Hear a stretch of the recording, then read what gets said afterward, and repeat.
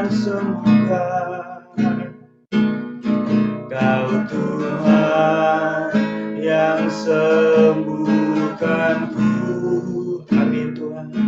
Terima kasih Yesus. Tuhan memberkati kami. Tuhan memberkatiku. Terima kasih.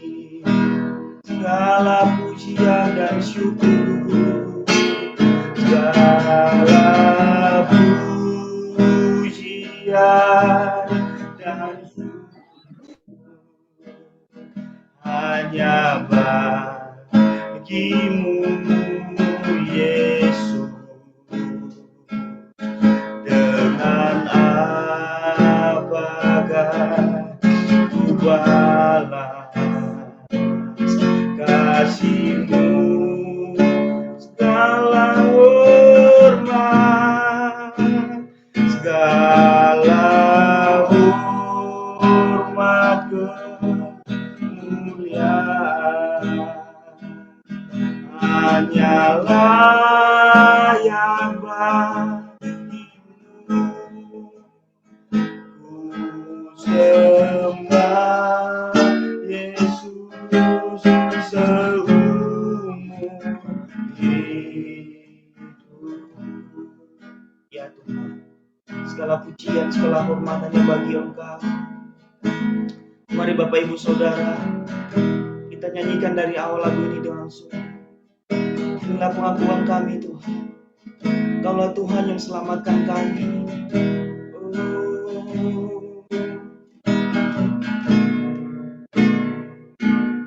Kau Tuhan yang selamatkanku.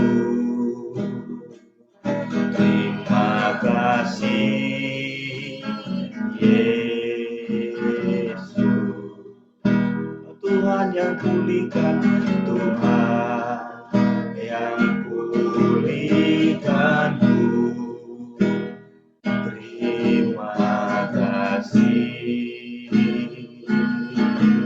Kau Tuhan sembuhkan kami, Kau Tuhan yang sembuhkanku. Terima kasih Yesus. Kau Tuhan memberkatiku. Terima kasih. Segala pujian, segala hormat, segala pujian dan syukur hanya bagimu Yesus. Dengan apakah ku balas kasih-Mu, segala hormat, segala hormat kemuliaan hanyalah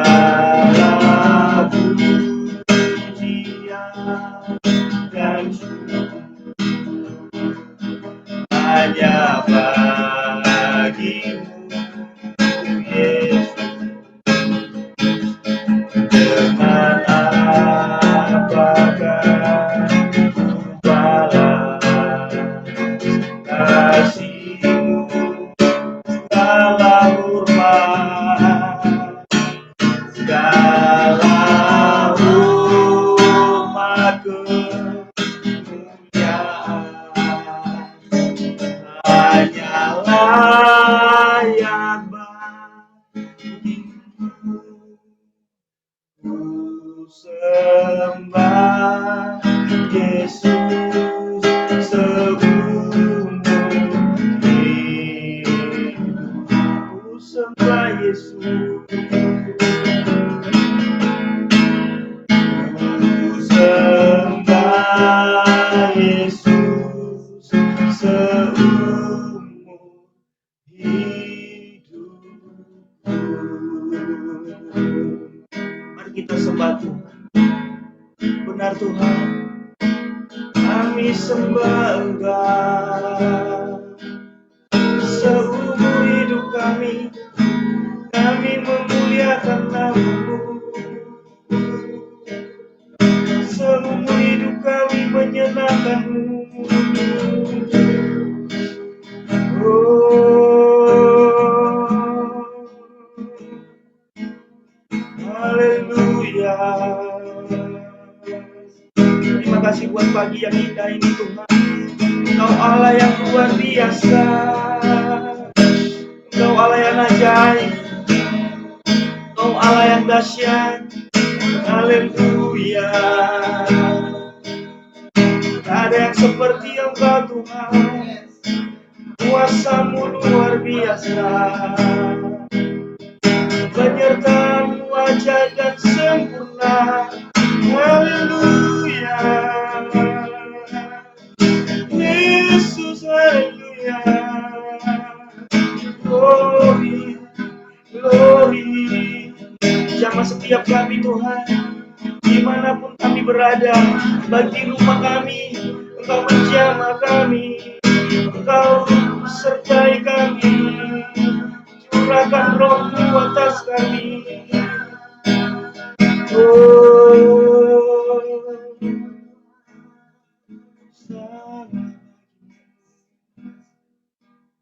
sana bagimu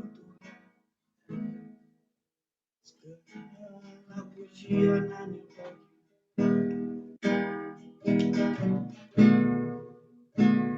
segala pujian dan syukur hanya bagimu ya Tuhan. Dengan apakah ku balas kasih-Mu? Segala hormat kemuliaan-Nya Tuhan hanya layak bagi-Mu.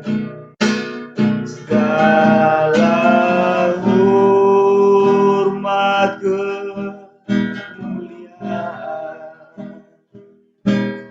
hanya layak bagi-Mu. Ku sembah Yesus seumur hidupku.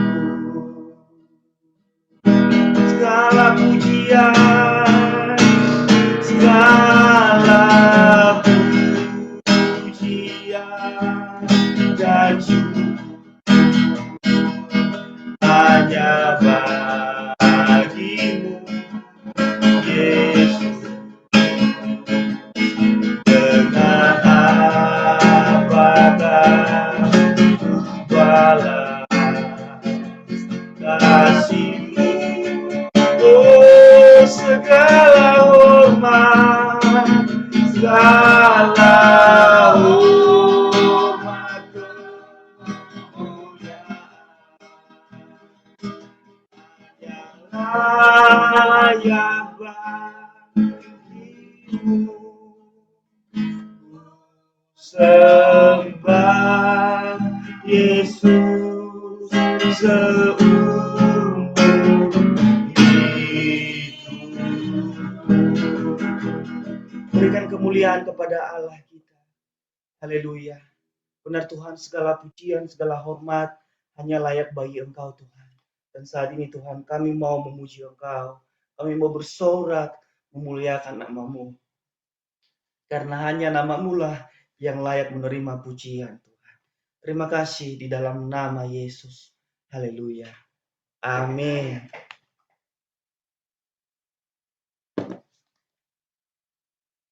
Puji Tuhan, Bapak Ibu Saudara yang terkasih, saya percaya sukacita dari surga akan selalu mengalir dalam kehidupan kita. Saya percaya juga kita akan lebih semangat lagi, ada kerinduan untuk memuji Tuhan di pagi hari ini. Mari kita katakan kepada Tuhan, pecahlah dan lihatlah kebaikan Tuhan.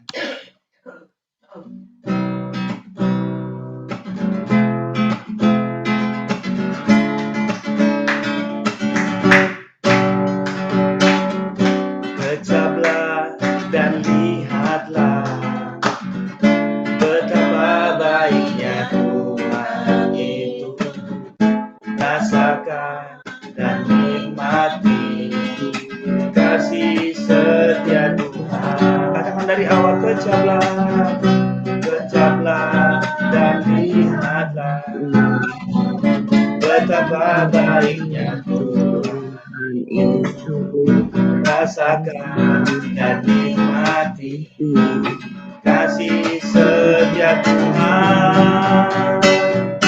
Syukur bagimu Tuhan, segala hormat bagimu Tuhan, Allah yang mengasihiku,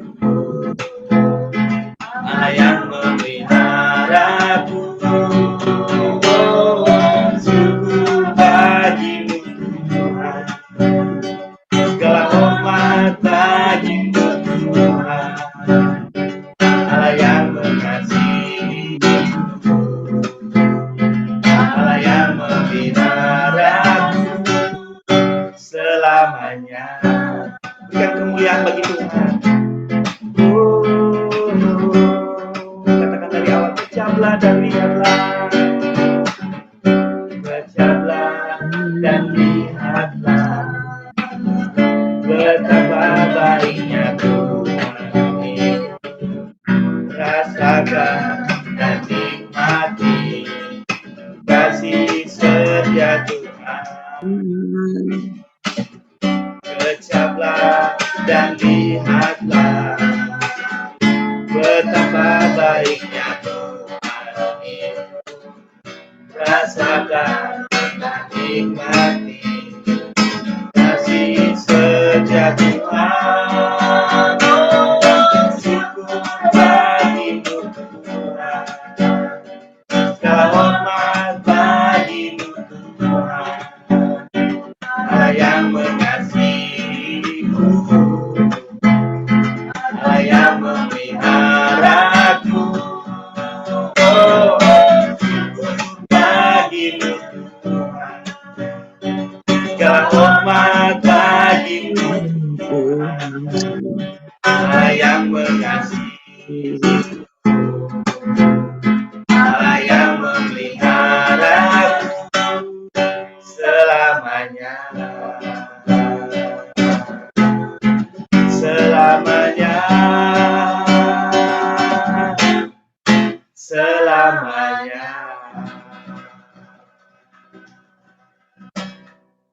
Allah kita yang selalu mengasihi kita, Allah kita yang selalu memelihara kehidupan kita. Oleh sebab itu, mari kita tetap semangat memberikan yang terbaik dan bersorak untuk memuliakan Tuhan. Kita katakan, terpujilah namamu Tuhan.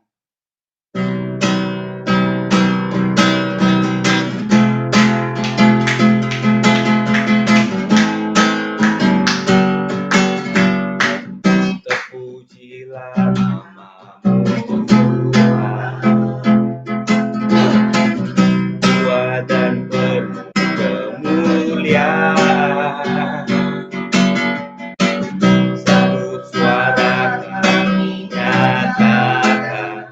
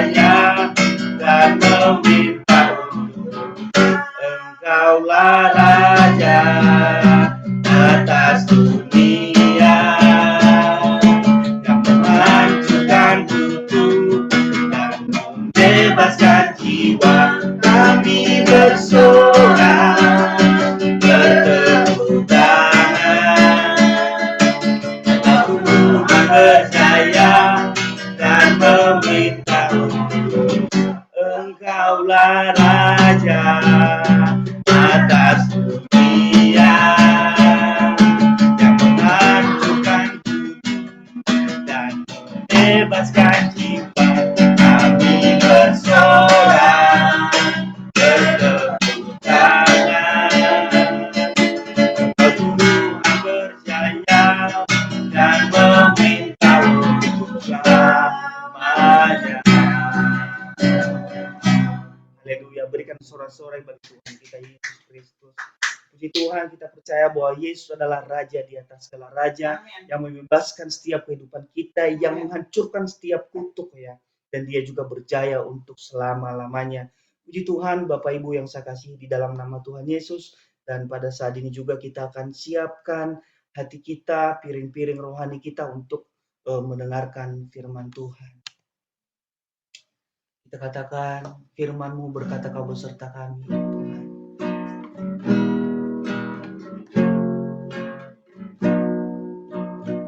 Terima kasih Tuhan. Terima kasih Bapa yang baik.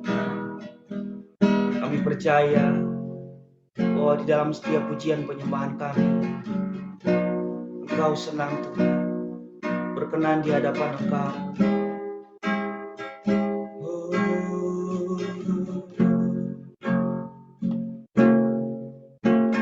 Firman-Mu berkata kau sebelahnya. Maka kuat roh dan jiwaku. Tangan-Mu Tuhan selalu ku nantikan. Di setiap langkah ku percaya dengan sayap-Mu ku akan terbang tinggi di tengah badai hidup. Ku tak menyerah, Kau kekuatan dan perlindungan bagiku, pertolonganku Aku mau kan ngomong nih, ntar mau pamit. Di tempat maha tinggi ku mengangkat tanganku, aku berserah, Kau ku nantikan, Kau yang ku sembah, Yesusku, Rajaku. Mari Bapak Ibu Saudara, kita nyanyikan dari awal lagu ini. Firman-Mu berkatakan, Firman-Mu berkata Kau besertaku, maka kuat roh dan jiwaku. Tangan-Mu Tuhan selalu ku nantikan. Di setiap langkah ku percaya dengan sayap-Mu ku akan terbang tinggi di tengah badai hidup. Ku tak menyerah, Kau pun kuatan dan perlindungan bagiku, pertolonganku di tempat maha tinggi. Ku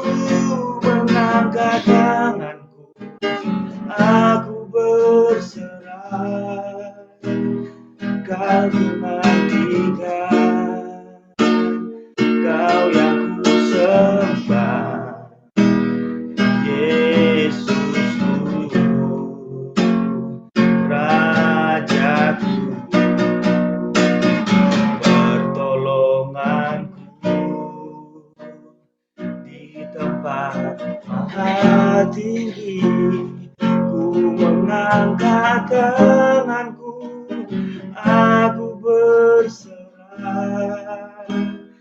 Kau ku nantikan, Kau yang ku sembah. Kau ku nantikan, Kau yang ku sembah. Katakan Kau ku nantikan, Kau ku nantikan, Kau yang ku sembah, Yesusku, Rajaku. Kami serahkan kepada Bapak Pendeta yang akan berfirman. Mari kita berdoa bersama. Benar Tuhan, Engkaulah Allah yang selalu kami sembah, Allah yang selalu kami nantikan, Allah yang selalu kami tinggikan di sepanjang hidup kami.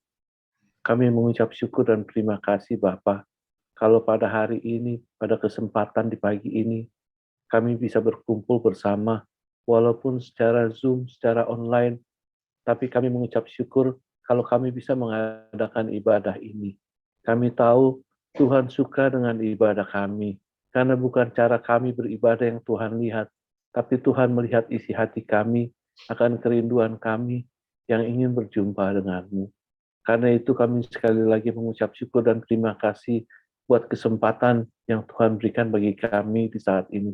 Kami boleh datang kepadamu. Bapa Surgawi, terima kasih untuk setiap pujian dan penyembahan yang boleh kami naikkan kepadamu. Kami percaya setiap suara-suara kami yang kami naikkan, nyanyian yang kami tinggikan kepadamu, pasti menyukakan hatimu. Dan saatnya kami akan menerima kebenaran firman-Mu. Kami ingin diajarkan oleh-Mu, kami ingin dinasihati oleh-Mu. Ya Allah Roh Kudus, tolong pimpin hati kami, kuasai hati dan pikiran kami, kuasai diri kami sepenuhnya. Biarlah firman-Mu yang Kau taburkan di hati ini boleh bertumbuh dengan subur dan boleh kami terima dan kami jalani dalam kehidupan ini. Karena firman-Mu adalah penuntun dan terang bagi kami. Terima kasih Bapa. Berkati hamba-Mu, urapi hamba-Mu, supaya hanya kebenaran isi hati-Mu boleh disampaikan di pagi ini. Di dalam nama Yesus, kami meteraikan doa ini. Amin. Shalom saudara semua. Apa kabarnya hari ini? Pasti baik-baik ya. Selalu luar biasa ya. Puji Tuhan, kita tetap mesti puji Tuhan. Walaupun kita ibadah online, tapi kita percaya Tuhan kita nggak berubah. Amin ya. Dia adalah Tuhan di atas segalanya. Walaupun kita nggak bisa jumpa muka langsung, tapi Tuhan selalu ada, hadiratnya selalu ada bersama dengan kita. Amin ya saudara ya. Saudara, hari ini saya akan mengajak saudara semua untuk belajar sesuatu tentang tema bersama GBI Battle yang diberikan kepada saya. Tema hari ini berkaitan dengan sukacita dan sehati. Saya percaya semua orang pasti kepengen hidupnya sukacita. Pasti semua maunya sukacita. Nggak ada yang mau dia terbalik. Saya nggak suka sukacita hidupnya. Saya lebih suka galau-galau. Saya lebih suka yang serem-serem. Nggak ada. Pasti semua maunya hidupnya sukacita, saudara. Nah, saudara, kita akan buka salah satu kebenaran firman Tuhan yang berkaitan dengan sukacita dan sehati seperti tema yang diberikan kepada kita. Kita buka kitab Filipus, surat Rasul Paulus kepada jemaat surat Filipi. Kitab Filipi 2, pasal 2, ayatnya yang ke-1 sampai ke-8. Filipi 2, ayat 1 sampai ayat yang ke-8. Saya akan bacakan untuk saudara-saudara semua ya. Judul perikop ini adalah nasihat supaya bersatu dan merendahkan diri seperti Kristus. Firman Tuhan katakan seperti ini. Jadi, karena dalam Kristus ada nasihat, ada penghiburan kasih, ada persekutuan roh, ada kasih mesra, dan belas kasihan. Karena itu, sempurnakanlah sukacitaku dengan ini. Hendaklah kamu sehati, sepikir, dalam satu kasih, satu jiwa, satu tujuan. Dengan tidak mencari kepentingan sendiri atau puji-pujian yang sia-sia. Sebaliknya, Hendaklah dengan rendah hati yang seorang menganggap yang lain lebih utama daripada dirinya sendiri. Dan janganlah tiap-tiap orang hanya memperhatikan kepentingannya sendiri, tetapi kepentingan orang lain juga. Hendaklah kamu dalam hidupmu bersama menaruh pikiran dan perasaan yang terdapat juga di dalam Yesus Kristus, yang walaupun dalam rupa Allah, tidak menganggap kesetaraannya dengan Allah. Tidak menganggap kesetaraan dengan Allah itu sebagai milik yang harus dipertahankan, melainkan telah mengosongkan dirinya sendiri dan mengambil rupa seorang hamba dan menjadi sama dengan manusia. Dan dalam keadaan sebagai manusia, ia telah merendahkan dirinya dan taat sampai mati, bahkan sampai mati di kayu salib. Amin. Saudara-saudara, kita akan coba lihat dulu sedikit secara garis besar tentang kata sukacita dan kata sehati ini. Tadi saya sudah katakan, setiap orang hidup pasti ingin sukacita. Sukacita itu melambangkan satu kesenangan, satu kegembiraan. Ada pendapat atau pemikiran-pemikiran dunia atau mungkin konsep-konsep dunia yang mengatakan kalau sukacita itu bisa didapatkan jika seseorang hidupnya itu nggak ada mengalami masalah atau dia menjalani kehidupan itu nggak ada sesuatu hal yang menyulitkan dirinya, maka dia bisa akan mendapatkan sukacita itu. Ini hal seperti ini adalah pola-pola pikir secara duniawi. Tetapi saudara yang jadi pikiran, apakah hidup yang tanpa masalah, dengan kata lain hidup yang aman-aman saja atau hidup yang nyaman-nyaman saja, itu pasti akan menimbulkan satu sukacita. Sedangkan kita tahu bahwa setiap manusia sepanjang hidupnya pasti tidak akan selalu aman-aman saja dan nyaman-nyaman saja. Nah, kalau manusia itu nggak aman-aman saja dan nggak nyaman-nyaman saja, pasti ada masalah atau persoalan yang selalu datang kepada diri kita. Pasti ya, setiap orang hidup pasti ada masalah yang mampir atau persoalan yang mampir kepada kita. Nah, ketika masalah dan persoalan itu mampir kepada kita, datang kepada kita, apakah sukacita itu bisa hilang? Apakah sukacita itu bisa tetap ada di dalam diri kita? Ini yang selalu menjadi pertanyaan. Dan saudara, sebenarnya di dalam kekristenan sendiri, firman Tuhan pernah mengajarkan tentang bagaimana memperoleh sukacita itu. Tuhan pernah memberitahu hal ini, bagaimana cara kita supaya kita bisa memperoleh sukacita itu. Saudara, firman Tuhan pernah katakan bahwa kalau kita mau memperoleh sukacita, itu kita harus hidup di bawah pimpinan Roh Kudus. Taunya dari mana? Taunya dari firman Tuhan itu sendiri. Saudara kalau lihat di dalam Galatia 5, ayat 22 dan 23, saya akan bacakan. Ini ibu-ibu pasti sudah hafal. Galatia 5 ayat 22 dan 23. Tetapi buah roh ialah kasih, sukacita, damai sejahtera, kesabaran, kemurahan, kebaikan, kesetiaan, kelemah lembutan, penguasaan diri, dan tidak ada hukum yang menentang hal-hal ini. Lihat, tetapi buah roh itu adalah kasih, sukacita, damai sejahtera, dan bla bla bla bla bla bla. Ini maksudnya apa firman Tuhan mengatakan seperti ini? Maksudnya kalau orang yang hidupnya dipimpin oleh Roh Kudus dan hidup mau di bawah tuntunan Roh Kudus, maka dia pasti akan beroleh buah-buah roh seperti itu. Ada kasih, ada sukacita, ada damai sejahtera, ada kelemah lembutan dan sebagainya. Karena itu di dalam kekristenan, sukacita itu nggak ditentukan dengan, oh ini orang berjalan ada masalah atau enggak. Oh ini kita hidupnya nyaman-nyaman saja atau enggak. Tapi sukacita itu bisa ada di dalam diri kita. Kalau kita ada di bawah pimpinan Roh Kudus. Ini sebenarnya salah satu kunci utama untuk kita mendapatkan sukacita itu sendiri. Jadi mau seperti apa keadaan kita? Kita mau lagi ada masalah, kita mau lagi senang, atau kita mau lagi susah, sukacita itu nggak bakal pernah hilang. Kalau Roh Kudus itu ada bersama-sama dengan kita. Lalu saudara, kita lihat hal yang kedua, kata sehati. Sehati itu apa sih? Saya coba lihat kata sehati artinya dalam Kamus Besar Bahasa Indonesia. Dalam Kamus Besar Bahasa Indonesia, kata sehati itu terjemahannya cuma satu hati. Satu hati boleh dikatakan sebagai seia, sekata. Atau saya pikirkan lagi kalau lebih luas lagi cakupannya mungkin bisa itu mencapai kata sepakat, bisa itu mencapai kata sependapat. Jadi kata sehati itu nggak pernah berdiri secara tunggal, nggak pernah berdiri secara satu gitu, sendiri gitu. Kata sehati ini jadi majemuk, pasti ada lawannya, pasti ada temannya gitu. Ini jadi majemuk. Kata sehati ini nggak pernah hanya ada di dalam diri seseorang. Ini pasti akan berkaitan dengan orang lain. Karena kata sehati ini pasti lebih dari satu orang. Mungkin itu 2 orang, mungkin 3 orang, bahkan mungkin dalam satu kelompok 4-5 orang. Nah, ini kata sehati ini istilahnya ada kebersamaan, ada satu kebersamaan, ada satu hubungan gitu, hubungan.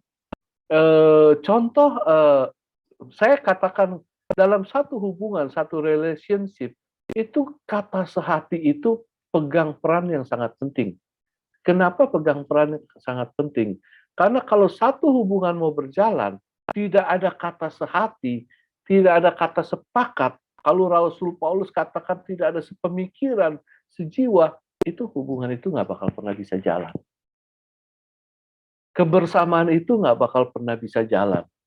Mau hubungan itu hubungan bisnis atau hubungan dagang, atau hubungan kerjasama, atau hubungan keluarga, atau hubungan persahabatan, tetap kita harus ada kata sehati di antara beberapa orang ini. Saya ambil contoh yang umum, yang gampang, misalnya dalam hubungan dagang atau hubungan bisnis jual beli. Antara penjual dan pembeli pasti ada kata sepakat, kata sehati. Sehati ini apa? Seumpamanya orang hendak menjual sebuah mobil atau sebuah rumah. Mereka pasti akan sepakat sehati dengan harga yang ditentukan. Misalnya dia jual rumah harganya 100 juta. Nah, antara si yang penjual rumah dan si pembeli rumah, ini harus sama-sama mau dengan harga 100 juta, dengan kondisi seperti ini dan syarat-syarat seperti ini. Kalau mereka semuanya sehati, sepakat, maka transaksi itu terjadi, hubungan itu terjadi. Tapi saudara, ketika hubungan itu tidak ada, kata sepakat itu tidak ada, sehati itu tidak ada, maka transaksi ini, kerjasama ini tidak akan pernah terjadi, saudara. Tidak akan pernah terjadi. Seumpamanya yang mau jual rumah 100 juta, lalu yang mau beli cuma mau belinya 99 juta.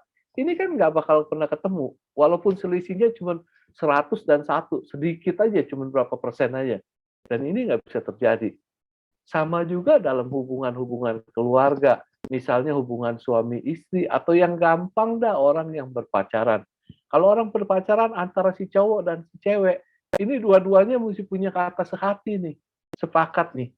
Ya kayak Paul sama Dedo nih, awal-awal pacaran kan mesti sama-sama sepakat kan, mesti sama-sama sehati. Ya udah yuk kita mau saling kenal, kita mau saling dekat, kita mau jalan sama-sama. Si cowok mau jalan sama-sama, si cewek juga mau jalan sama-sama. Tapi jalannya bener, sama-sama jalan gitu, sama-sama saling kenal. Bukannya si cowoknya mau jalan bener, si cewek mau jalannya main-main atau terbalik. Nah ini kan nggak bakal bisa ketemu gitu, nggak bakal bisa berjalan bersama dan ending dengan hasil yang kebersamaan yang baik gitu. Sama juga dengan kehidupan rohani kita, seperti yang Rasul Paulus katakan, kita harus sepikir, sehati, satu tujuan, bahkan di dalam sesama anggota jemaat. Bukan cuma di dalam anggota jemaat kita, bukan hanya antara saudara dan saya, tetapi yang terpenting adalah sehati dengan Tuhan kita Yesus Kristus. Tapi saudara, saya katakan tapi di sini. Untuk mencapai kata sehati, mencapai kata sepakat, mencapai kata sepemikiran, itu bukan sesuatu hal yang mudah seperti orang membalikkan telapak tangan. Kenapa saya katakan seperti ini? Karena Tuhan ciptakan manusia dengan unik. Tuhan menciptakan manusia dengan berbeda-beda. Bukannya beda, oh si ini lonjong, si ini kotak, si ini bulat, si ini mancung, si ini pesek. Bukan seperti itu yang saya maksudkan. Tuhan menciptakan manusia dengan unik dan berbeda-beda. Semua manusia berbeda. Siapa di sini saudara kembar? Dulu Bapak Gembala kita punya saudara kembar. Sama nggak sama saudara kembarnya? Itu padahal sama-sama saudara kembar. Tetap beda. Saudara dan saya mungkin rambut sama hitam, tapi semuanya tetap beda. Beda karena apa? Karena kita masing-masing punya cara pandang sendiri, punya cara pikir sendiri. Kita punya latar belakang kehidupan sendiri, punya pendidikan sendiri, punya kebudayaan sendiri, punya orang tua yang membesarkan kita sendiri, punya lingkungan-lingkungan sendiri. Nah, ini semuanya membentuk diri dan kepribadian kita. Sehingga diri dan kepribadian antara saya dengan Paul, saya dengan Ibu Lia, atau saya dengan Nya, atau dengan yang lain, itu nggak pernah bisa sama. Selalu berbeda. Tuhan tahu, Rasul Paulus tahu tentang hal ini. Karena itu Rasul Paulus menasihatkan bagaimana cara untuk bersatu. Bagaimana cara untuk supaya kita bisa sehati, sepikir, bukan di antara sesama anggota jemaat, tetapi juga dengan Yesus. Rasul Paulus menasihatkan supaya kita bisa memanage diri kita. Ada sesuatu hal yang harus kita manage di dalam diri kita, yang harus kita atur baik-baik, yang harus ada di dalam diri kita. Apa nasihat Rasul Paulus? Saudara, nasihat Rasul Paulus yang pertama adalah, saya bikin pendek itu dengan kata, jangan egois. Jangan egois. Saya bacakan tadi firman Tuhan di ayatnya yang kedua ya. Firman Tuhan di ayat yang kedua dikatakan seperti ini. Karena itu sempurnakanlah sukacitaku dengan ini. Hendaklah kamu sehati, sepikir dalam satu kasih, satu jiwa, dan satu tujuan.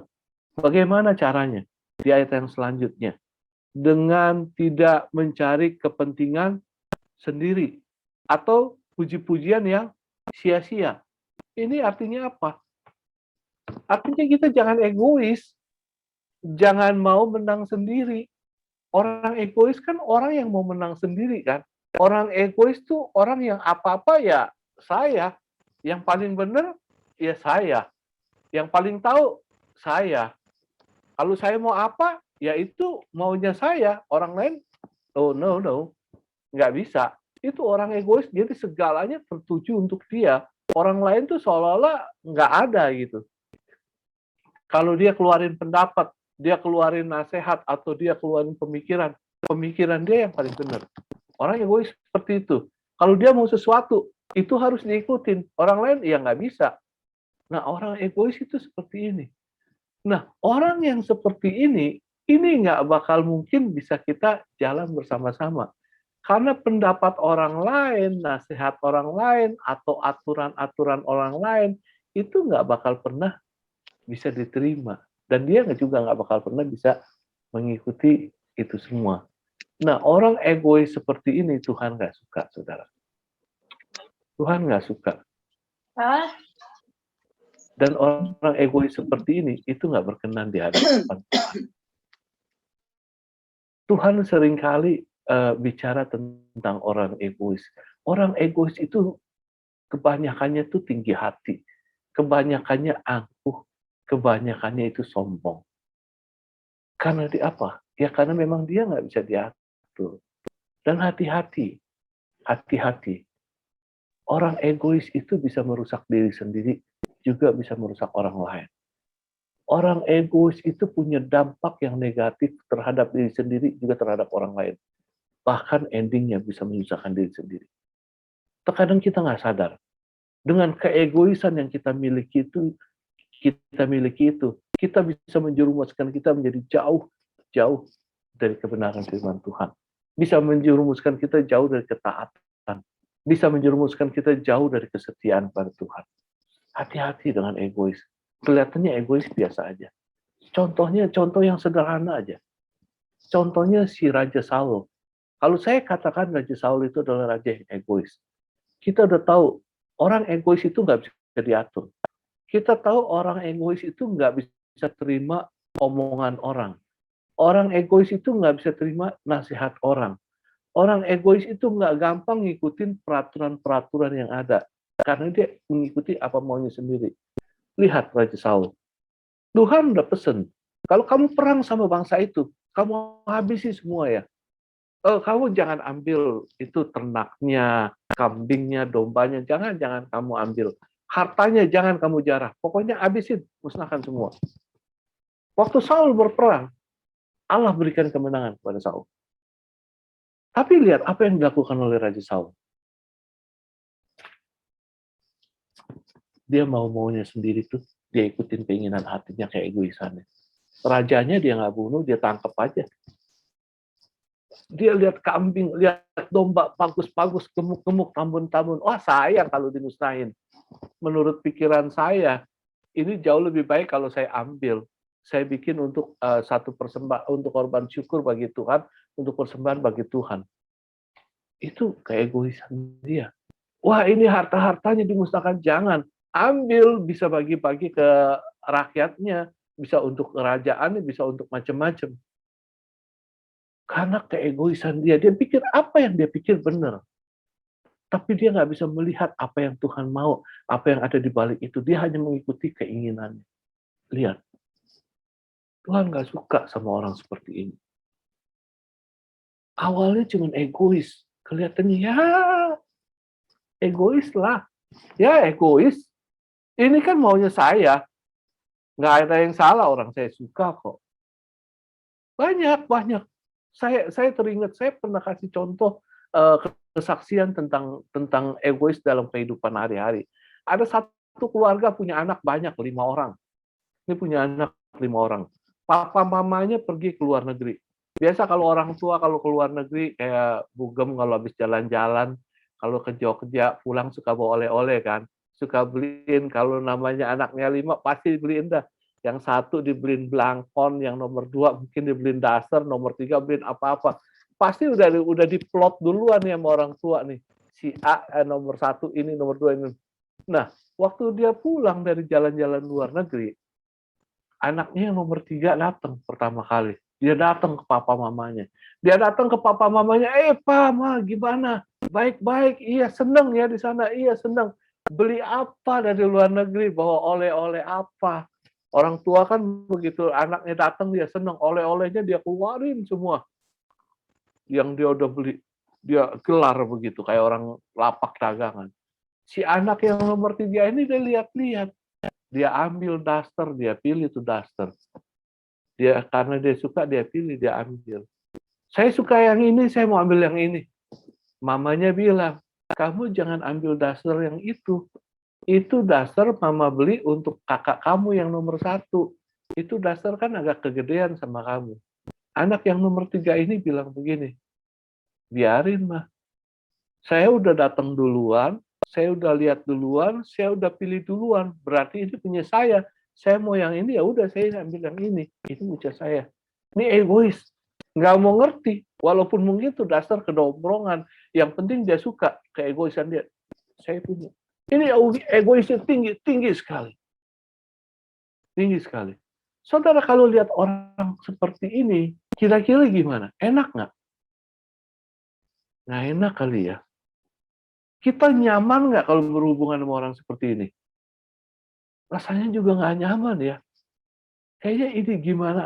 Nah, orang-orang seperti ini nggak mungkin bisa sehati dengan orang lain. Bahkan orang-orang seperti ini nih bisa ngerusak hubungan ke sono kemari karena keegoisannya. Rasul Paulus tahu setiap manusia pasti punya keegoisan. Saudara punya, saya punya.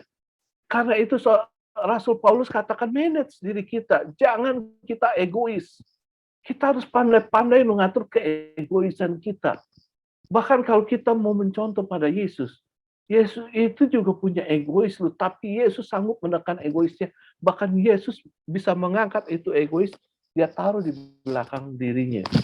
Bukan egoisnya yang berjalan, tapi kasihnya, rohnya yang dia utamakan.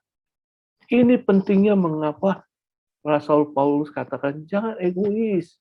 Jangan mencari pujian yang sia-sia, jangan apa-apa saya, apa-apa saya, apa-apa saya. Kalau kita bersatu dengan sesama, kalau kita bersatu dengan Tuhan, kita nih mesti punya hati.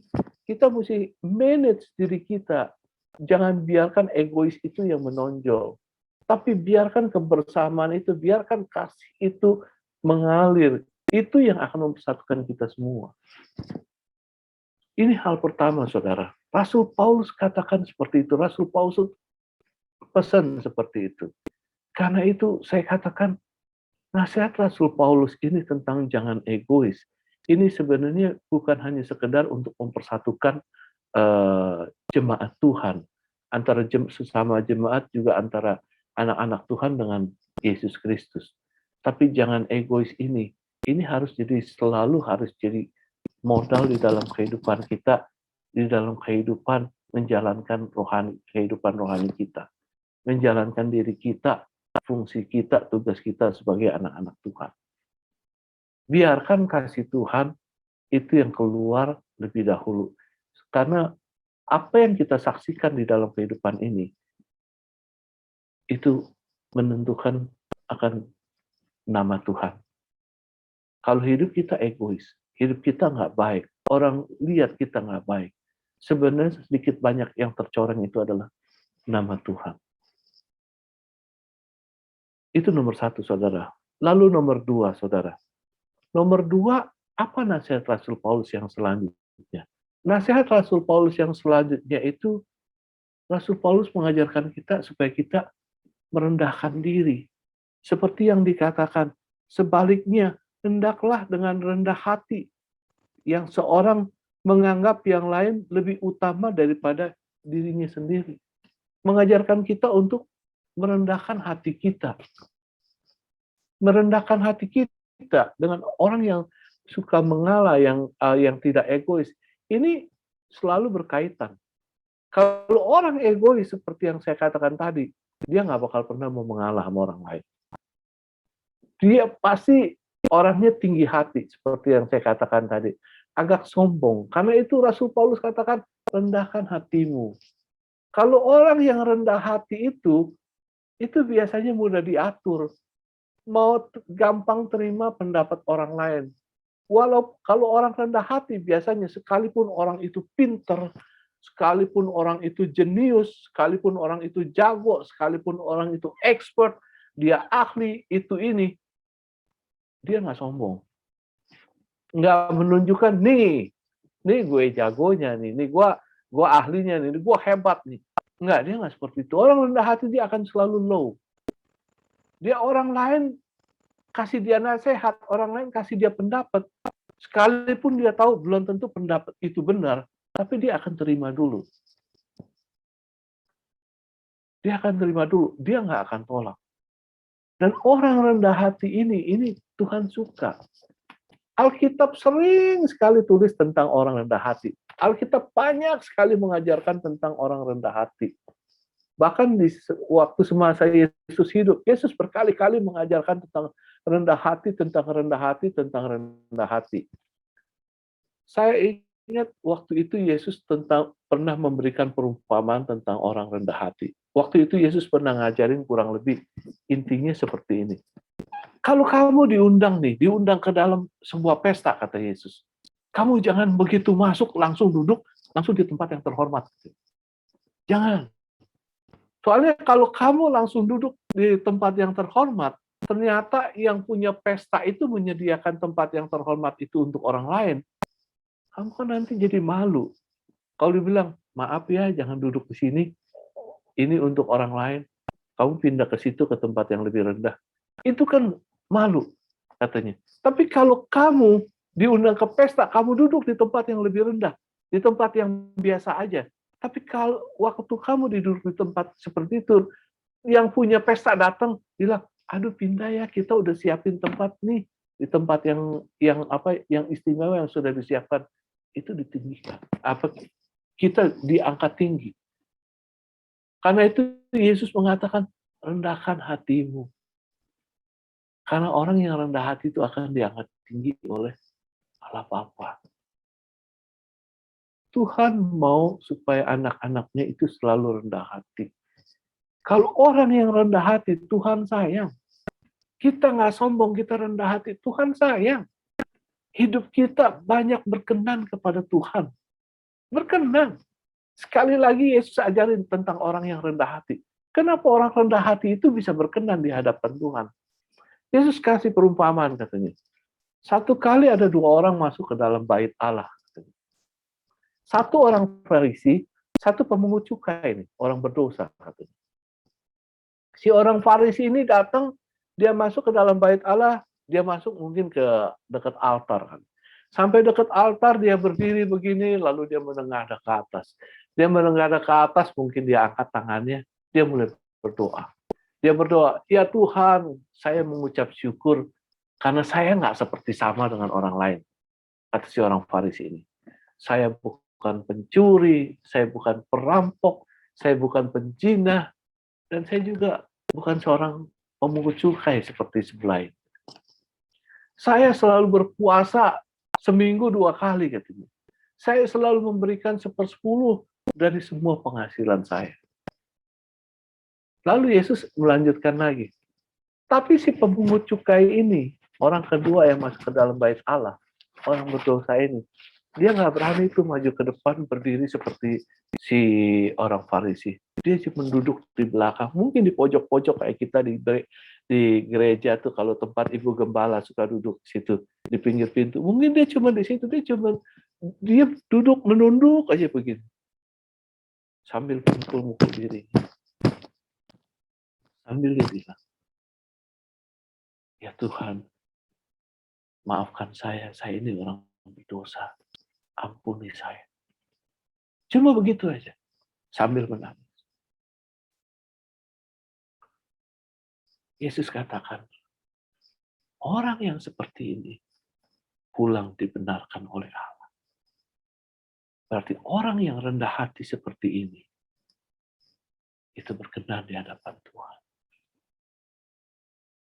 Orang yang rendah hati itu dia mengaku akan semua kesalahan. Orang yang rendah hati itu ketika ditegur, dia mengaku akan semua dosa-dosa. Kenapa Tuhan bisa suka sama Daud? Padahal kalau kita pikirin, Daud itu kejam. Udah ambil istri orang, dia bunuh lagi suami. Jahat. Tapi lihat, Daud itu dia rendah hati. Waktu Tuhan tegur lewat Nabi Nathan, dia terima. Dan dia mau mengaku dosa dia mau mengaku kesalahan dia. Dia menangis, dia memohon, Tuhan, jangan kau angkat rohmu daripadaku. Satu permintaan yang tulus.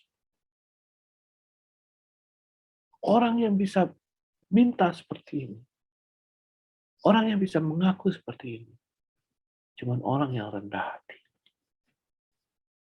Coba kalau dia angkuh. Kalau dia angkuh, dia nggak bakal pernah bisa berkata seperti itu. Lihat si Saul, yang egois, yang angkuh, yang tinggi hati. Tuhan tegur. Bukannya dia mengaku salah, bukannya dia bilang, iya Tuhan salah. Seharusnya korban itu nggak boleh saya yang beri. Harusnya itu adalah tugas Nabi Samuel. Tapi enggak Tuhan. Karena waktu itu Nabi Samuel belum datang. Rakyat saya, tentara saya udah pada ketakutan. Jadi saya ambil tindakan membenarkan diri sendiri. Saudara, rendah hati itu luar biasa. Nggak heran kalau orang rendah hati itu disayang Tuhan. Jadi orang yang rendah hati, itu bukan cuma orang yang bisa mencapai kata sehati saja. Tapi orang yang rendah hati ini, hidup kita kalau kita memiliki kerendahan hati seperti ini, hidup kita nyaman, hidup kita pasti disayang Tuhan, pasti dibela Tuhan. Karena segala hal yang kita lakukan berkenan di hadapan Tuhan. Itu nomor 2, saudara. Lalu nomor 3 yang terakhir. Apa nasihat Rasul Paulus? Rasul Paulus nasihatkan yang ketiga. supaya kita selalu berfokus kepada Yesus, supaya kita selalu bercermin kepada Yesus. Rasul Paulus mengajarkan kalau kita mau bersatu, kita mau seia, sekata, kita harus menundukkan diri. Mata kita, pikiran kita, hati kita, segalanya yang ada dalam kita harus selalu berfokus kepada Yesus. Apa yang kita lakukan selalu bercermin kepada Yesus. Karena apa? Ya karena Yesus itu juru selamat kita. Karena Yesus itu segalanya untuk kita. Dia adalah tujuan kita. Dia adalah yang pemilik hidup kita. Saudara mau mencontoh apa? Contohnya ya dari Yesus. Yesus itu role model kita. Saudara mau mencontoh tentang kerendahan hati. Yesus itu gimana nggak rendah hati? Anak raja, anak bos, anak Allah, anak yang punya dunia dan segala isinya. Firman Tuhan katakan turun ke dunia mau jadi manusia, bahkan mengosongkan dirinya, nggak menganggap dirinya walaupun dia anak raja, anak Allah, dia nggak menganggap dirinya anak Allah.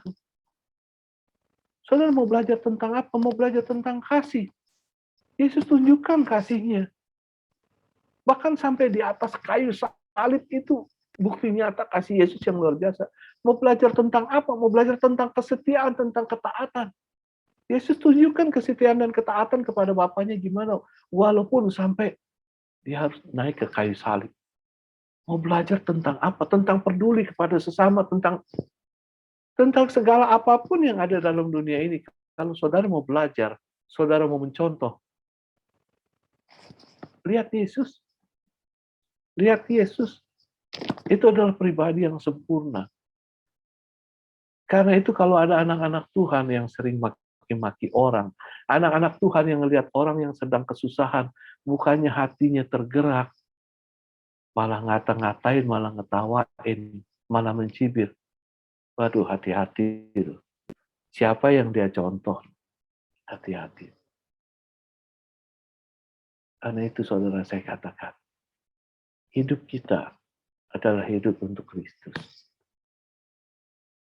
Yesus itu bukan cuma sebagai dasar pemersatu antara saudara dan saya, antar sesama anggota jemaat. Tapi Yesus itu adalah segalanya bagi kita semua. Dia adalah titik tolak kita, dia adalah tujuan kita, dia adalah perjalanan hidup kita. Bercermin pada Yesus, berfokus kepada Yesus. Jangan pernah menyimpang dari apa yang tidak Yesus lakukan. Selalu ikuti jejaknya, selalu ikuti langkahnya. Maka hidup kita berkenan kepada Allah. Saudara, nasihat Rasul Paulus sebenarnya sederhana sekali. Jangan egois, rendahkan hatimu. Fokus pada Tuhan, bercermin pada Tuhan. Itu kelihatannya sederhana. Tapi nasihat ini bukan cuma sebagai pemersatu, bukan sebagai untuk satu kebersamaan di antara sesama kita dan Yesus. Tapi nasihat ini adalah sebenarnya sebagai kunci untuk kehidupan bagi anak-anak Tuhan. Sebagai dasar kita untuk melangkah supaya nama Tuhan bisa dipermuliakan. Amin. Tuhan memberkati. Mari kita berdoa, saudara. Bapa Surgawi, kami mengucap syukur dan terima kasih buat pagi ini. Kalau pagi ini kami boleh mendengarkan kebenaran firman-Mu. Tuhan mengajarkan kepada kami, supaya kami jangan egois, supaya kami mau memiliki kerendahan hati, supaya kami mau selalu bercermin, berfokus hanya kepada Yesus Kristus. Maafkan kami kalau selama ini sifat dan keegoisan kami masih menguasai diri kami. Sehingga kami seringkali lalai dalam banyak hal di dalam kehidupan ini. Karena keegoisan kami yang begitu tinggi, kami seringkali melakukan hal-hal yang Tuhan tidak suka. Maafkan kami kalau di dalam diri kami masih suka ada kesombongan. Sehingga kerendahan hati itu terkadang menghilang dari dalam diri ini. Kalau Tuhan hari ini mengingatkan kami supaya kami jangan egois dan supaya kami tetap memiliki kerendahan hati, itu Tuhan bermaksud baik kepada kami. Tuhan mengingatkan kepada kami supaya hidup kami bisa menyenangkan hati. Dan terima kasih juga kalau Engkau mengingatkan kami supaya kami tetap bisa berfokus dan selalu bercermin kepada Yesus Kristus. Karena Yesus adalah segalanya bagi kehidupan kami.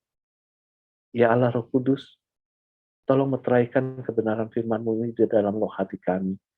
Biar di sepanjang sisa hidup kami ini, kami boleh selalu mengingatnya dan melakukan di dalam kehidupan kami sehari-hari. Sehingga apapun yang kami lakukan, kami bisa membawa kemuliaan nama Tuhan. Terima kasih Bapa. Dalam nama Yesus kami berdoa. Amin.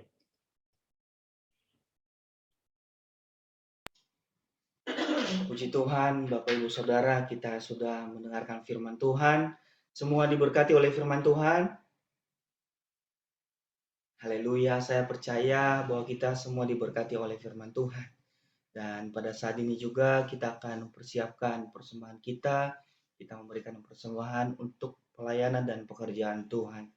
Nanti kita kirim seperti biasa melalui QRIS yang akan dibagikan di layar HP kita. Kita akan nyanyi satu pujian, yaitu Hari-hari Kulalui Bersama Yesus. Hari-hari kulalui bersama Yesus, sukacita ku jalani bersama Yesus, persoalan pencobaan tak ku hadapi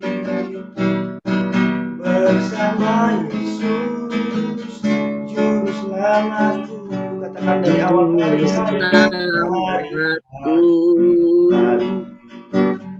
bersama Yesus, duka-duka ku jalani bersama Yesus, persoalan pencobaan kan ku hadapi bersama Yesus, juru selamatku.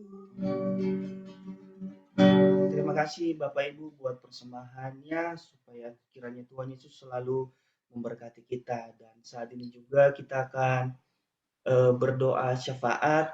Nanti yang memimpin doa syafaat kita Ibu Lumin, dan sebelumnya kita akan naikkan pujian bagi Tuhan. Kita katakan,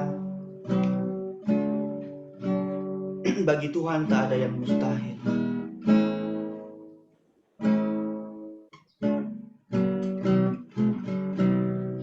Bagi Tuhan tak ada yang mustahil. Bagi Tuhan tak ada yang tak mungkin. Mujizatnya disediakan bagiku, ku diangkat dan dipulihkan. Katakan bagi Tuhan, bagi Tuhan tak ada yang mustahil. Bagi Tuhan tak ada yang tak mungkin. Mujizatnya disediakan bagiku, ku diangkat dan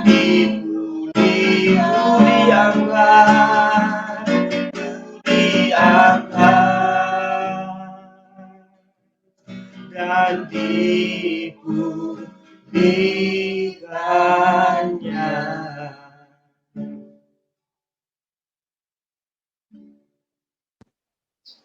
Mari kita bersatu untuk berdoa.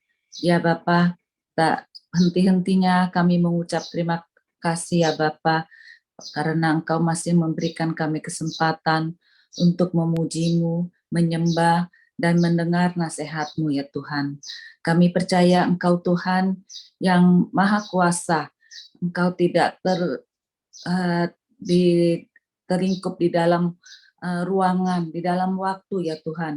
Kami percaya Engkau hadir di dalam hati kami masing-masing. Engkau memberkati kami, Engkau mengajar kami, Engkau menegur kami. Agar kami jangan egois ya Tuhan. Kami jangan sombong, kami mengajar kami untuk merendah hati ya Tuhan. Dan selalu hidup kami fokuskan, kami menjadi Tuhan Yesus menjadi panutan dalam hidup kami. Sekali lagi terima kasih ya Bapa. Tuhan, kiranya Engkau melawat semua jemaat Aberta ya Tuhan. Mungkin yang sekarang ada yang sakit, kami percaya oleh birul-birul-Mu kami telah sembuh ya Tuhan. Mungkin kami dalam kesesakan ya Tuhan, kami percaya Engkau memberikan jalan keluar untuk kami ya Tuhan. Mungkin kami mengalami pengumulan Tuhan dalam masa pandemi ini Tuhan. Engkau akan memberikan hikmat marifat yang daripadamu sehingga kami dapat melewati pandemi ini ya Tuhan. Sekali lagi terima kasih ya Tuhan. Engkau memberkati Ibu Gembala kami ya Tuhan. Engkau memberkati seluruh jemaat Aberta ya Tuhan. Sekali lagi terima kasih ya Bapa. Kami juga berdoa untuk bangsa dan negara kami ya Tuhan. Biarlah pandemi ini cepat berakhir dan kami balik kembali hidup dalam normal kembali ya Bapa. Sekali lagi terima kasih. Kami landaskan doa kami ini hanya di dalam satu nama, Tuhan Yesus Juru Selamat kami yang hidup. Untuk doa berkat kami serahkan kepada Ibu Gembala. Kekasih-kekasih Kristus yang diberkati Tuhan, pulanglah dan terimalah berkat Tuhan. Turunlah kiranya atas saudara-saudara semua, kasih karunia dan damai sejahtera dari Allah Bapa, pengampunan dan kasih sayang dari Tuhan Yesus Kristus, penghiburan, penyertaan, bahkan pimpinannya dalam kuasa Roh Kudus memimpin kita sekalian. Mulai saat ini sampai Maranatha, Tuhan Yesus datangnya kedua kali. Di dalam nama Tuhan Yesus kami sudah berdoa dan bersyukur. Haleluya. Amin. Terima kasih Yesusku, terima kasih Yesusku. Puji syukur hanya bagi Tuhanku. Terima kasih Yesusku, terima kasih Yesusku. Puji syukur hanya bagi Tuhan. Puji syukur hanya bagi Tuhanku. Ibadah kita sudah selesai. Shalom. Shalom. Bapak Ibu, sebelum kita berpisah, boleh kita buka dulu kameranya semua ya, supaya kita bisa saling berhalo-halo, bershalom-shalom, walaupun kita tidak bertemu secara langsung. Terima kasih Om Wiwi, Rama yang sudah melayani, Nyak juga yang menyertai di gereja, Tuhan berkati. Terima kasih para BPG dan jemaat yang sudah hadir hari ini, Tuhan memberkati kita semua. Jangan lupa ada sekolah minggu dan kelas katekisasi ya, setelah ini jam 10 dan jam 11. Kita ketemu lagi minggu depan, oh iya di hari Selasa juga masih online. Tuhan Yesus memberkati, yang mau ngobrol dulu silakan Bapak Ibu. Thank you Om Wiwi, Dhamma pelayanannya. Sama-sama. Iya. Thank you, Wiwi.